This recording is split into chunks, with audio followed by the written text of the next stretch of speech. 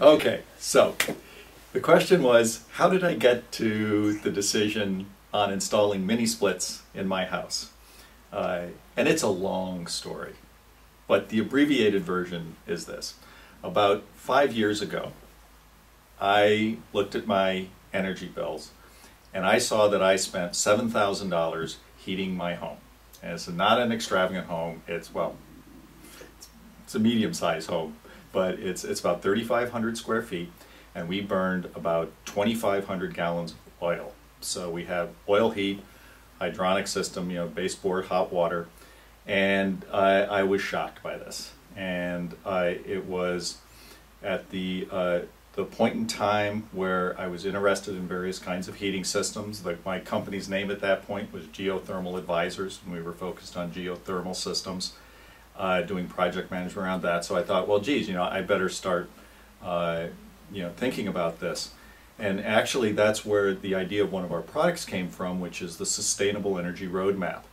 After my research, I understood that it was going to cost me a heck of a lot more money to fix my house than I had available at the time. So the question for me was that I wanted to get to a goal, a sustainable house and a more energy efficient house, but I didn't have the money to do it. So how do you break that up into steps and use my own house as essentially a case study?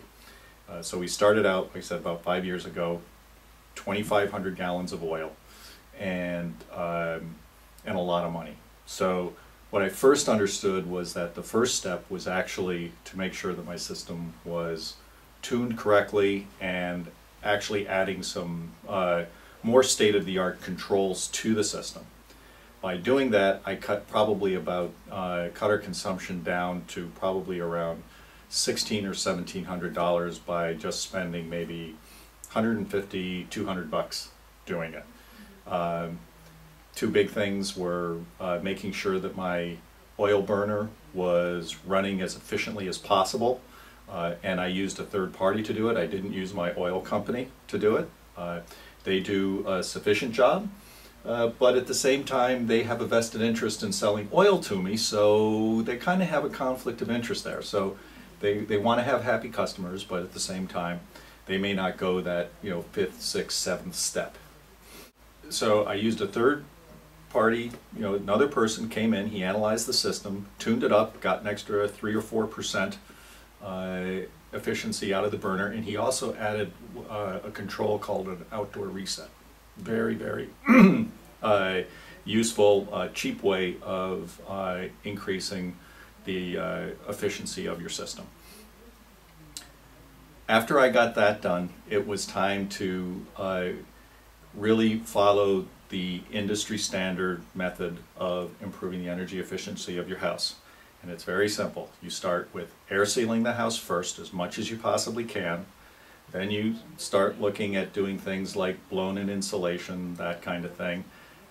If you're doing that, you should, at least in Massachusetts, get a Mass Save Energy audit, because when you do that, you get basically $2,000 to help you pay for it, which is a wonderful thing. So we did that.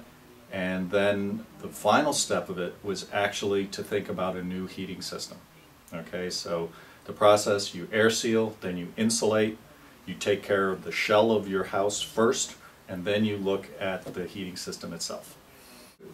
What I found very interesting about air source heat pumps is that it's a very proven technology.